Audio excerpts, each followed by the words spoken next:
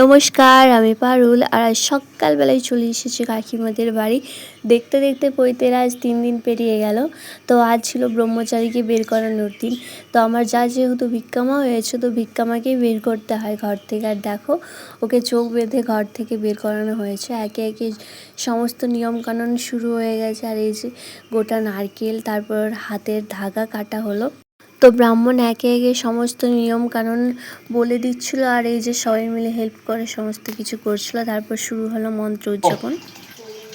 ব্রহ্মণি বিবস্বতে ভাস্বতে বিষ্ণু তেজসে জগৎ সবিত্রে সুচয়ে সবিত্রে কর্ম।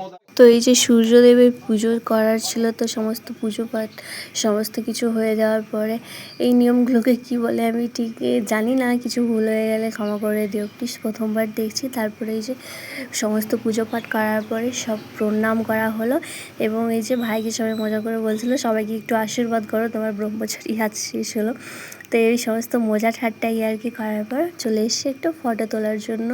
তো আজকে যেহেতু ব্রহ্মচারী বের করানো ছিল, স্মৃতি হিসেবে ফটো তো আছেই।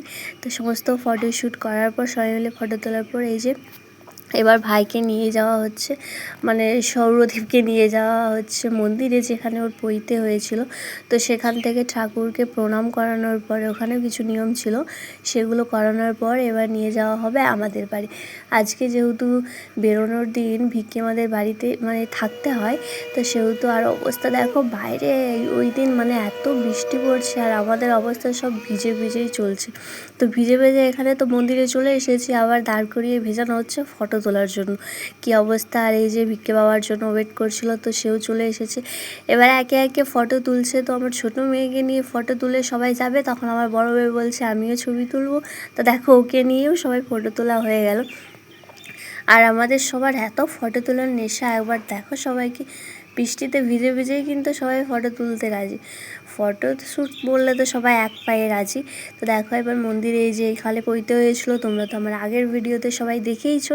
তো এখানে মন্দিরে প্রথমে ঠাকুরকে প্রণাম করানো হলো।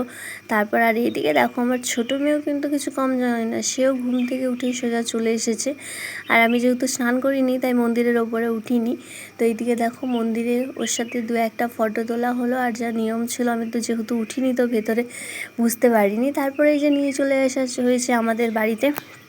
তো এখানে আজ সারাদিনও থাকবে, খাওয়া দাওয়া করবে। তো আজকে মতো সবাইকে টাটা। আজকের আমার ব্লগটা এখানেই শেষ করছি। পরের বার দেখার জন্য প্লিজ লাইক আর সাবস্ক্রাইব করে দিও। টাটা।